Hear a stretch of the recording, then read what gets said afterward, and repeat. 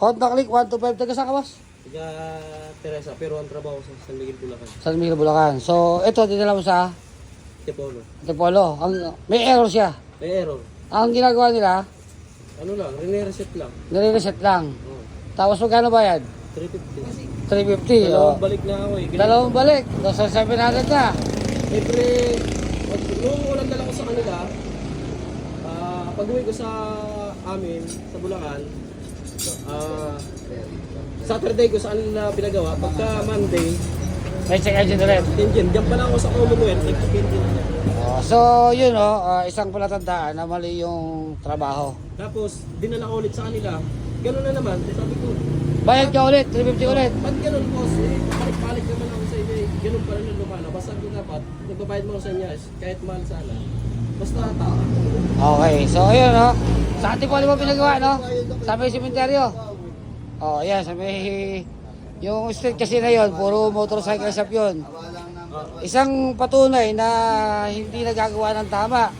Bilhin mo, dindiagnose. Nung makita may error, dinilit.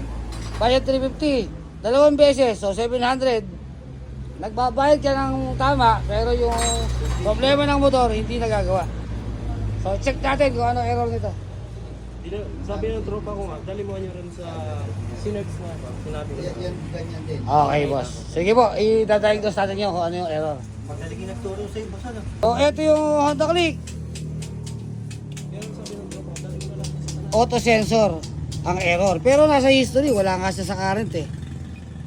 Pero pabalik-balik. Ibig sabihin niya, walang current code. Ibig sabihin kung existing yung error, naka-check engine, so walang current code. Pero sa history, auto sensor.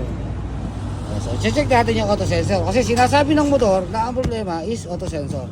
Check natin yun.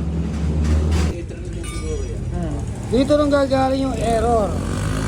Oxygen sensor. So, nilinis natin. Kasi malakas yung lamp eh. Yeah. Babalik natin ngayon. Titignan natin kung ito ba ay sira na o buo ba. Ito ang problema ng Honda Click.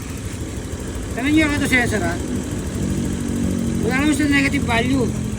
So, ibig sabihin hindi siya putol. Ayaw gumalaw. Ayan. Walang reading. Check natin yung sa Nars, ikamit mo ito sa sa pula. Sa wire.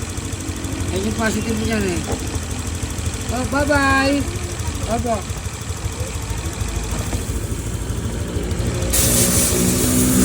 Ayan o. Positive. Negative. Walang reading yung yung auto sensor. Hindi na makabasa. Diba? Sira yung auto sensor. Ito yung buo, tingnan nyo yung buo.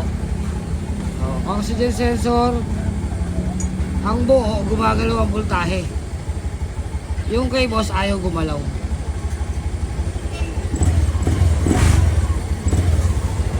Tabit yan. Ayun yung kulit ni boss. Gumagalaw to. Yung kanya, ayaw. So ito, magkakanta kami ng continuity test doon sa black orange kasi hindi siya gumagalaw eh.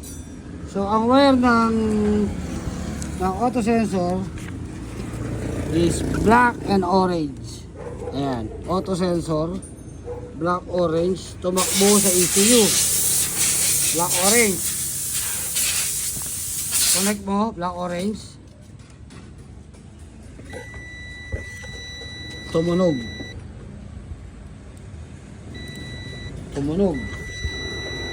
So, ibig sabihin buo ang linya. So, eto mga boss, yung auto sensor na 2 beses dinilit, hindi ginagawa. So, nag-continuity test, continuity test kami. Ayan, continuity test. So, ito na may extra pa eh.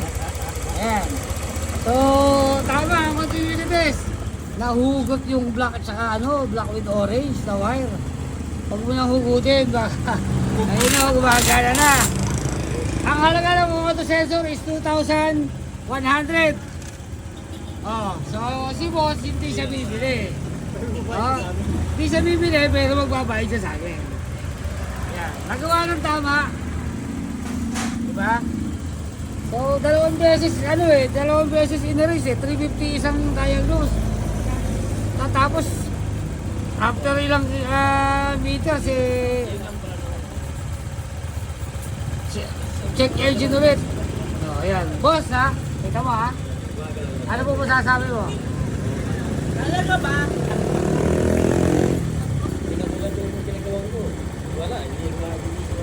Oo. Pati ginagalaw. Baka gabi ginagawa to. Ayan po, isang patunay na naman na tayo po ay hindi basta-basta wala tsamba lang. Ayan. Baka ako sa iba, pinabili ka na ng auto sensor. Diba? Ayan. Kanina may sipon siya eh. Ngayon may nakaka-uwi na siya. Oh. So yun, ang husay. Ayan po, ang may kasalanan. So yun, basta meron kang diagnostic tools, walang hula-hula yan. Basta marunong kang gumamit. Kasi yung gumawa ito, may diagnostic tools po, ano? Oo, ganito rin ba yung gamit nila, ganito? Oh, sayang. Bilhin ko na lang yung diagnostic tools nyo. Wala naman palang ano yun, hindi nagagamit na maayos eh. So yun. Yung mga basher ko, labas. Oh, ay, pasok pala, pasok mga basher. Linte kayo.